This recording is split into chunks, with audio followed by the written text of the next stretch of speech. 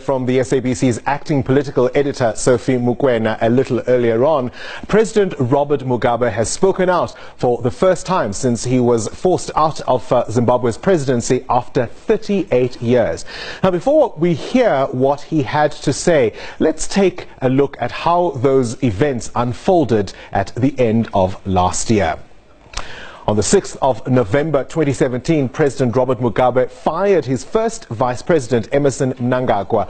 The official reason for that expulsion from the presidency was that he consistently and persistently exhibited traits of disloyalty, disrespect, deceitfulness and unreliability. And then on the 13th of November, the army warned that the military would step in to deal with the spate of purges that had gripped the governing party. The next day, army trucks were seen moving from military bases to the Harare city centre. On the 15th of November 2016, it was reported that the army had confined President Robert Mugabe to his private residence in Borrowdale, known as Blue Roof. The military vehicles also blocked roads outside Parliament. The state broadcaster, the Zimbabwe Broadcasting Corporation, was seized by the military. On the 18th of November 2017, Zimbabweans took to the streets in support of calls for President Mugabe to step down. And on the 19th of November last year, President Mugabe delivered a much-anticipated address to the nation. He'd been expected to resign, but he did not. This was the same day his party, ZANU-PF, dismissed him as its leader. ZANU-PF's Central Committee held an emergency meeting and resolved to recall President Mugabe as party leader, and they replaced him with the then recently fired Vice President Emmerson Mnangagwa. The party nominated Mnangagwa as ZANU-PF's interim president, first secretary and presidential nominee for the 2018 election slated for July-August later this year. And on the 21st of November, Mugabe resigned as the president of the country after 37 years in power. He'd been in power since independence in 1980, when he won that inaugural election and became prime minister. Speaker of Zimbabwe's National Assembly, Jacob Mudenda, read Mugabe's resignation letter to legislators who had begun the impeachment process against the former president. 3 days later, Emmerson Mnangagwa was sworn in as president. So, former President then Robert Mugabe has called for dialogue following the events that led to his resignation last year. He spoke for the first time to the media about his removal from office. Speaking in Harare, the former leader says he's still aggrieved by what transpired at the end of last year. On my side, I always had Emmerson Mnangagwa. I brought him in to government. But I never thought he whom I had nurtured and brought into government and whose life I had worked so hard in prison to save, as he was threatened with hanging, that one day he would be the man who would turn against me. But there it was, there it is. It happened on the 15th of November. He was assisted by the army. I said it was a coup d'etat. Some people have refused to call it a coup d'etat. And what happened? He could never have assumed the presidency of the country without the army. It's the army which assisted him. The army made sure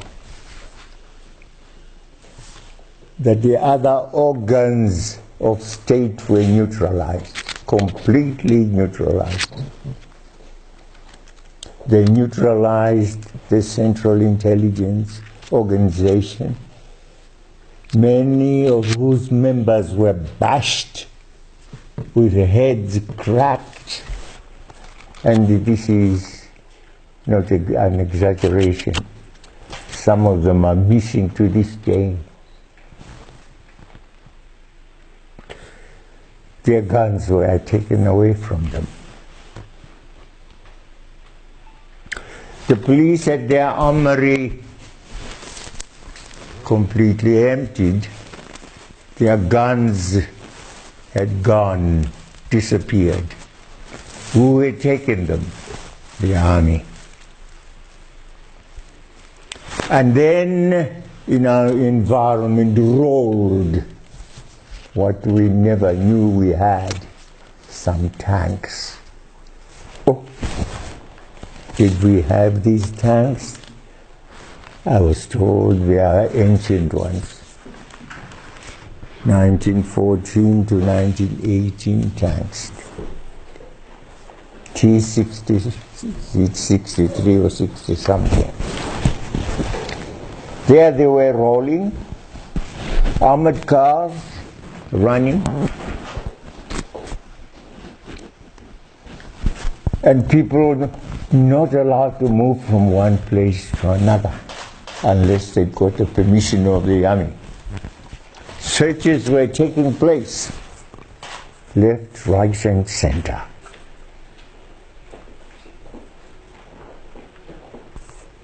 Persons being arrested.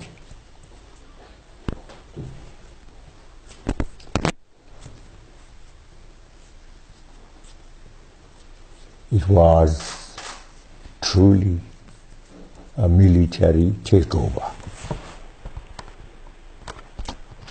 There was no movement permissible unless that movement was checked and allowed by the army. That's what it was. I don't know what you would want to call it.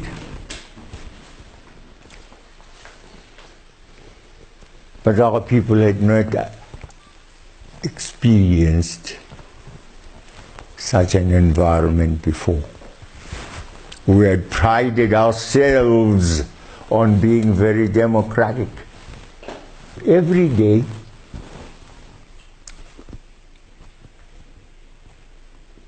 those young men and women we have are being called one by one to be asked very silly questions. Where is Jonathan? Professor Jonathan Moyo? Where is Kasukwere? Where is Joao? They don't know.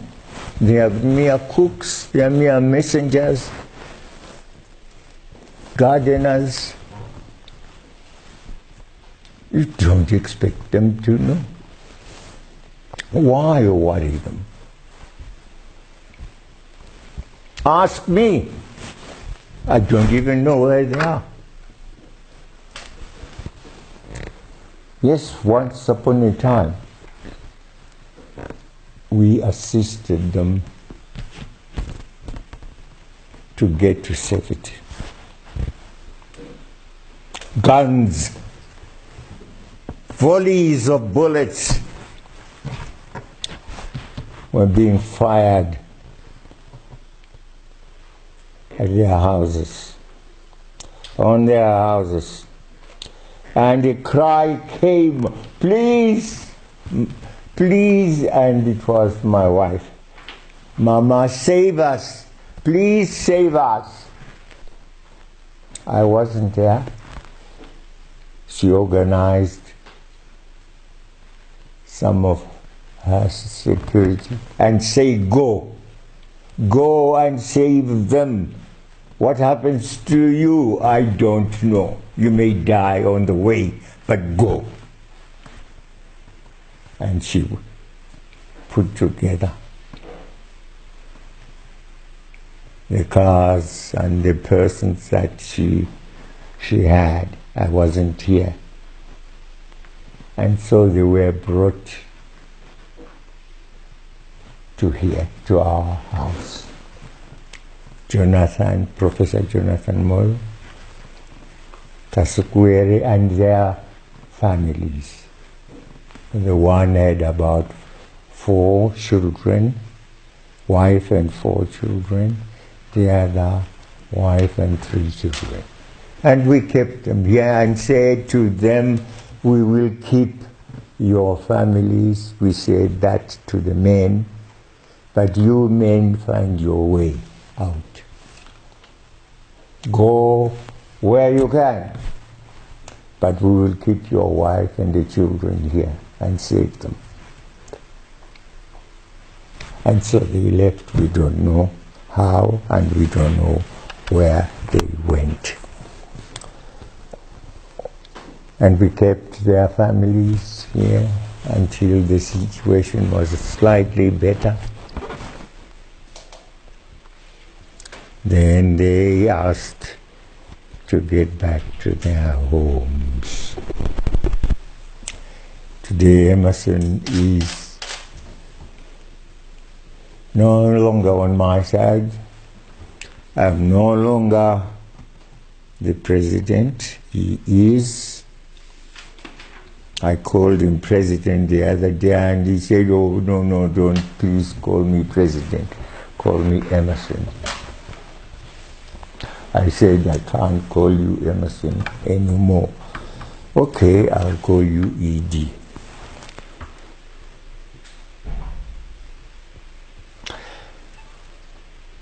And you're coming here, we hope, will get the views I have published. I don't hate Emerson. I brought him into government. I would want to work with him, but he must be proper. He is improper where he is. Illegal.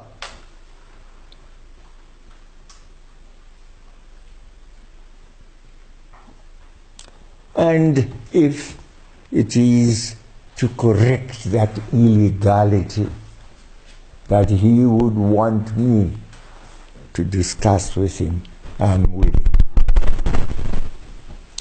We must undo this disgrace which we have imposed on ourselves. We don't deserve it. We don't deserve it. Please, we don't deserve it.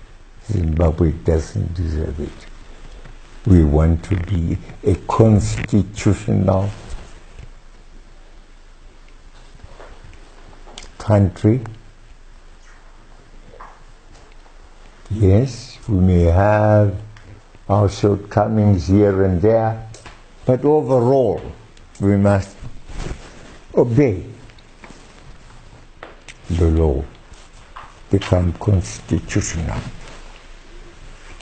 People must be chosen to be in government in the proper way. I will discuss. I'm willing to discuss. I'm willing to assist in that process. But I must be invited, properly invited, for that discussion. Currently, I am isolated. And I'm glad I have your company. Well, as defiant as ever, you could say almost vintage Robert Mugabe there. We'll bring you that exclusive interview with the former Zimbabwean president talking to our Sophie Mugwena in later bulletins. Stay with us.